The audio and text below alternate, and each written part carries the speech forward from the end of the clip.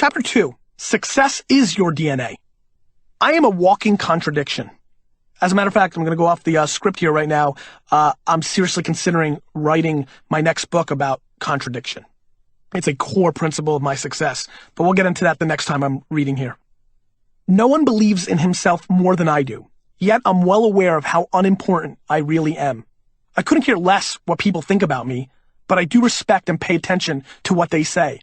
When viewers posted comments on a recent episode of Dignation, one of the biggest video blogs, by the way, on the internet, saying that I was obnoxious in the forums of the show, I stayed up to 4 a.m. apologizing to every one of them.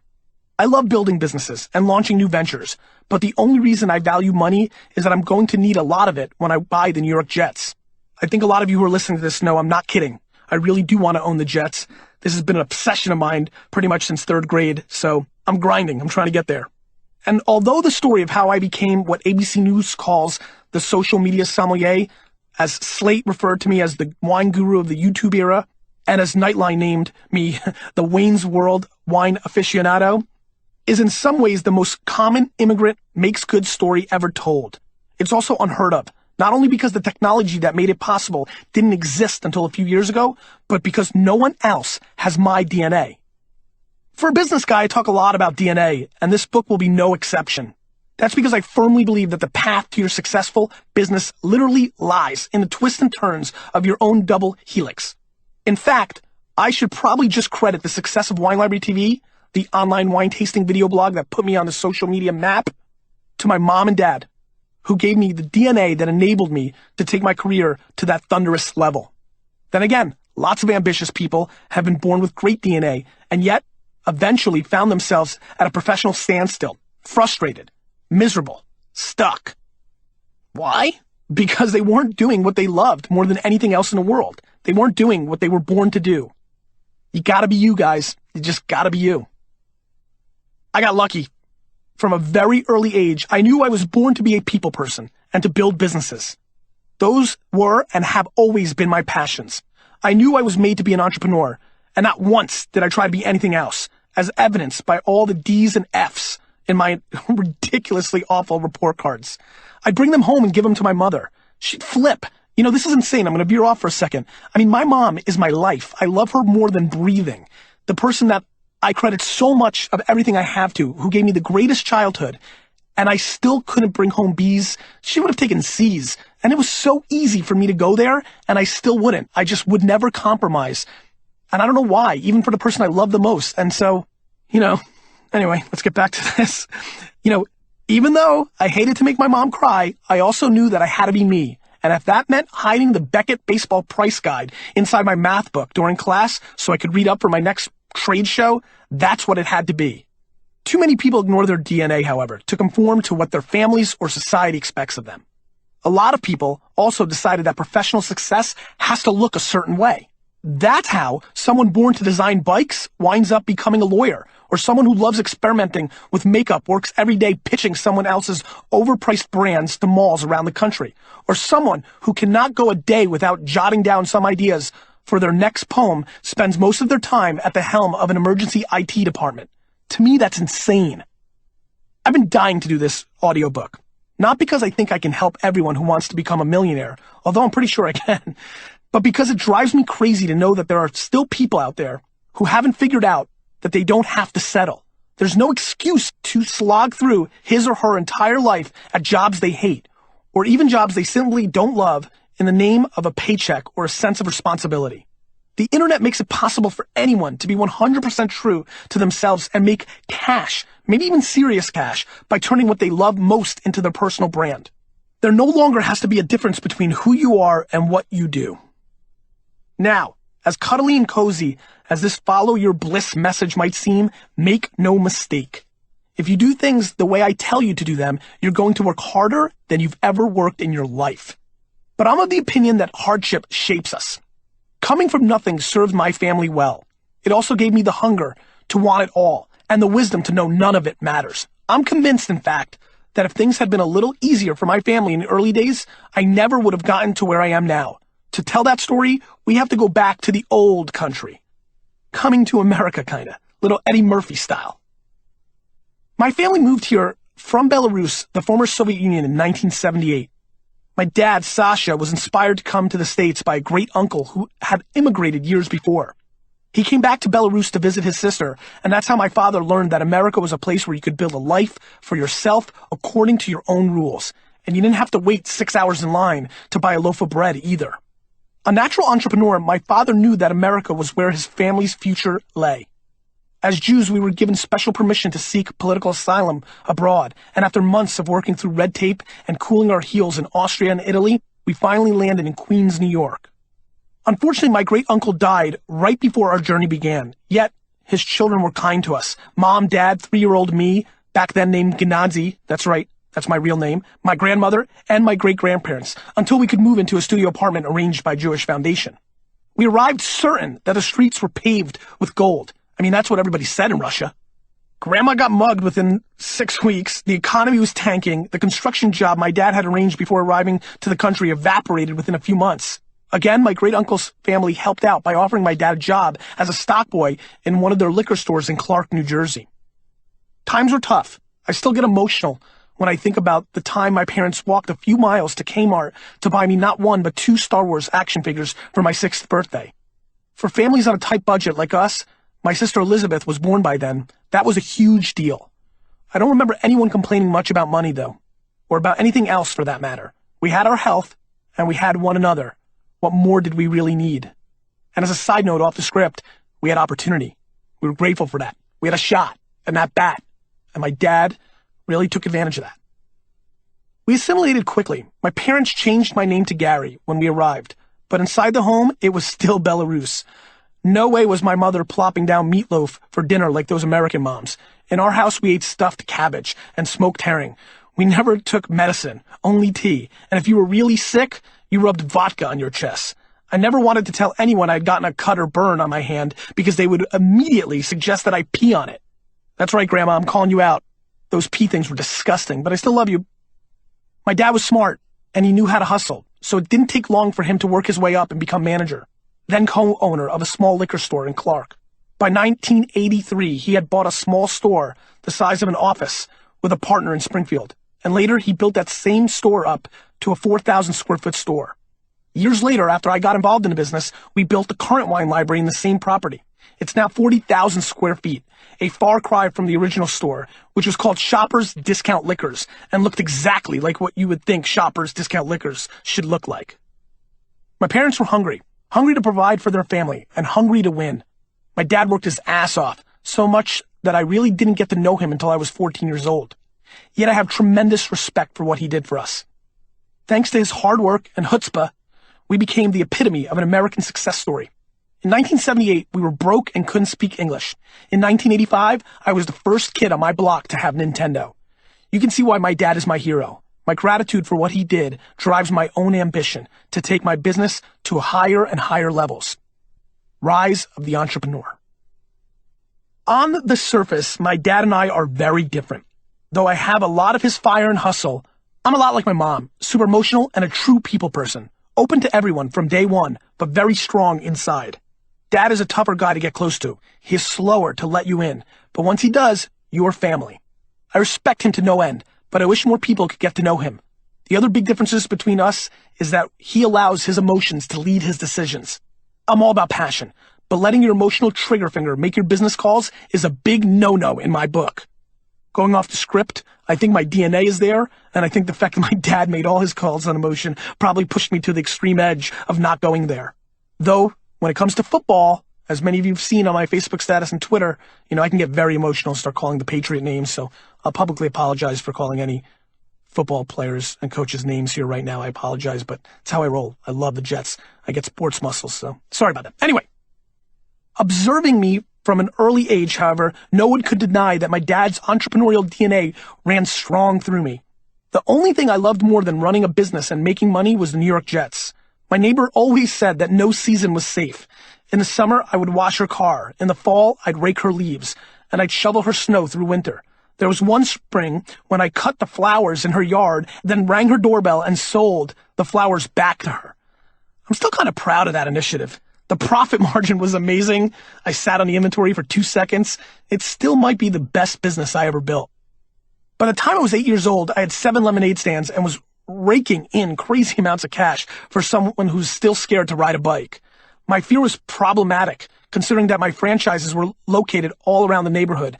Everyone could hear me coming from a mile away as I roared around on my big wheels to pick up my money. Hey, 80s kids, you remember the big wheels, right? Those were the greatest. I miss mine. I'm going to have to buy one at a garage sale. My real business education began when I caught baseball card fever. My mom had taken me to a flea market where I bought some packs of baseball cards as well as a copy of Beckett Baseball Card Price Guide. It revealed that there was actual value to these cards I'd bought. I can still remember that feeling as I realized that my whole world has changed. It was the same feeling I'd get later when I saw the market potential for wine, when I saw the internet for the first time, when I watched my first video blog. It was like game over. Goodbye, lemonade stands. Hello, baseball cards. We moved to Hunterdon County, New Jersey when I was in 8th grade. Baseball cards were on like Donkey Kong in my new school, and within weeks, I was raking in the dough. One day, the local mall announced they were hosting a baseball card show, and there was no way I was going to miss it. I was already a $100 player thanks to selling cards to my 8th grade classmates, so I mustered up the courage and asked my dad for the biggest number I could ever think of, $1,000. Unbelievably, though in hindsight, that's just who my dad is, he gave it to me. The money was burning a hole in my pocket, so I immediately went to Costco. It was called Price Club back then, and spent it on a ton of boxes of cards. I knew they weren't a good year, but I was impatient. This was the last time that I would ever be impatient when it came to business. Sure enough, when I opened them up and looked up the values, I found out they were only worth about $200. Oh man, was I in trouble. 80% of my value gone, out the window. My mom drove my 2 partners, Jason Riker and John Churchak, and me to the mall so we could buy a table at the show. We had agreed ahead of time that we wouldn't buy a table if it cost more than $20. We asked for the promoter when we got to the mall, and this 400-pound Italian dude comes out. I'm serious, this guy came out of Central Casting. It was epic. His t-shirt didn't even cover his whole belly. I said, I remember this clearly. I said, "Hey mister, how much for the show?" He replied, $150. I handed over the money and shook the guy's hand and walked away, ignoring my friends' gaping mouths. My brain was telling me that this was a terrible idea, but my gut said, go for it. And I've always listened to my gut. By the time I got home and told my dad and mom what I had done, I almost was in tears. But true to form, they didn't throttle me, even though I'm sure they wanted to. Instead, my dad said he'd hoped that losing the money would become worth the experience. My dad's a wise man.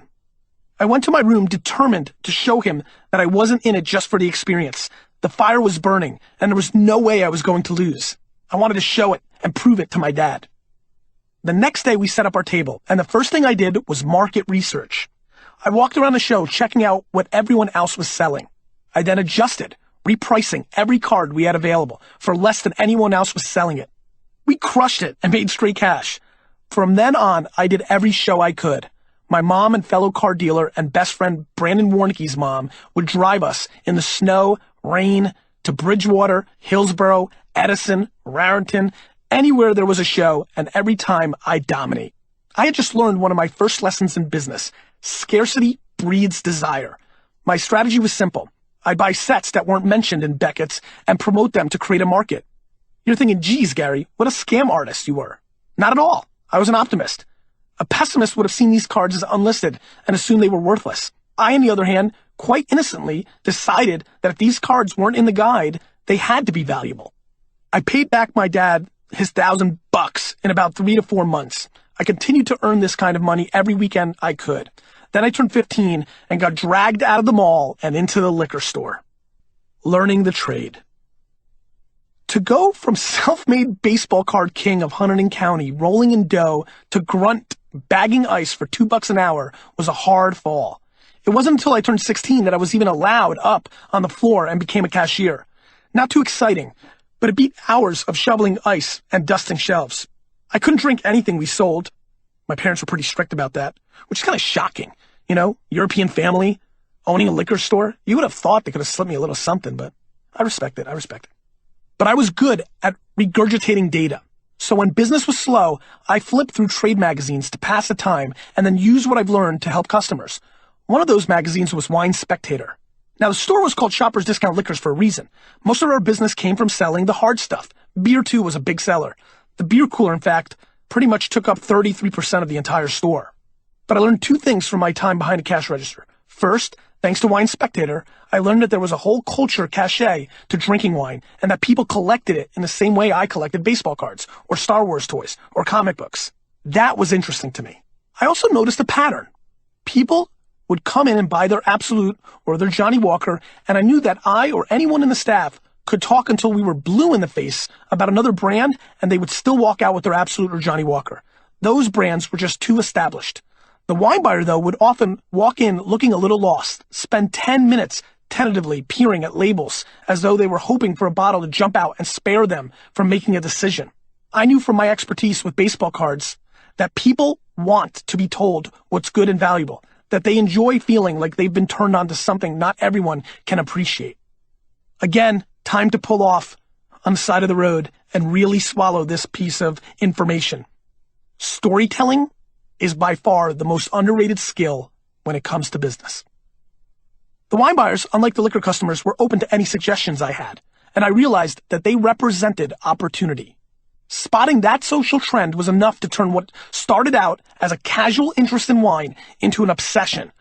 I started out at Shoppers Discount Liquors, hating every second of my time there, but now I was determined to turn the place into the #1 wine shop in America, changing the wine world. No one had any illusions that I was a great scholar as I started my senior year of high school. So it made sense to me that my plan should be to eke out the grades, graduate, and start working full-time at the liquor store. Sometime in February. Yes, February. Sorry, Mom. I know everybody's going to be like, February? I have to call you out a little bit here, but you know it's true. My mother asked me, what college was I planning to attend? Oh, by the way, February of senior year. Yeah, I just wanted to zing her one more time. College? You know, college was the furthest thing from my mind at that point. I really thought that I was going to be able to sneak through since my parents hadn't talked about college. I didn't send any, applications. So, college? What are you talking about, Mom? As luck would have it, a postcard from Mount Ida College in Newton, Mass. Showed up in the mail a few days after this conversation. I filled it out, and Mount Ida became my home in the fall. By then, though, my life was the store, and I'd come home almost every weekend to work there. In September of '95, I was hanging out in a friend's dorm room when he turned on his computer and introduced me to this thing called the internet. I let my friends bumble around in chat rooms trying to hook up with girls for a little while, and then I kicked them off and spent the next 9 hours hunting down baseball card trading forums and figuring out how I was going to use this thing to grow the store. There was no doubt in my mind this was going to be the future of business. It would take me another year to get the courage to approach my dad about selling wine online. What can I say? My dad's kind of a scary dude. And at first he kind of resisted, but he believed in me at that point. And as soon as he relented, I was off to the races. WineLibrary.com was launched in June of 1997. The store itself wouldn't have changed to Wine Library full-time until 1999. We were kind of limbo there for 2 years as I tried to convince my dad it was a good move. The store brought in about $3 million a year in '94. I came on board full-time after graduating in '98 and grew the business from about $4 million to $10 million in a year, with 0% of that being in online sales. By 2001, we were doing about $20 million. Not bad. Not bad at all. Life was good and business was booming. Most guys my age would have thought they'd made it. But then, on my 30th birthday, November 14th, 2005, I was driving along the New Jersey Turnpike on my way to work thinking about my day. And I realized that as perfect as life seemed, I wasn't entirely happy. Not 100% anymore. I knew deep down in my soul that there was no way I was ever going to buy the jets if I stayed in the retail path. See, the problem is liquor laws suck. Some of you driving in Maryland and Boston right now, I can't ship you wine. So I basically said to myself, it was time to go big. We had a computer department at Wine Library by now, and I had seen Eric Kastner and John Casamatis spending their lunch breaks spitting food all over themselves and laughing at these things called video blogs. The two big ones at the time were Rocket Boom and The Show with Zay Frank. I had been trying to figure out how to leverage this new medium to show people that there was more to drink out there than Yellowtail. I'd also noticed that sites like MySpace and Flickr and YouTube were becoming popular, sites that had nothing to do with commerce and everything to do with being social and sharing stories and meeting people. And that was something I was good at. It was there, on the New Jersey Turnpike, that I had my aha moment. I wasn't going to use video blogs to sell wine. I was going to use video blogs to build a whole new world for wine and for myself. I waited to get the store through the holidays, and then I launched Wine Library TV in February of 2006, 3 months later.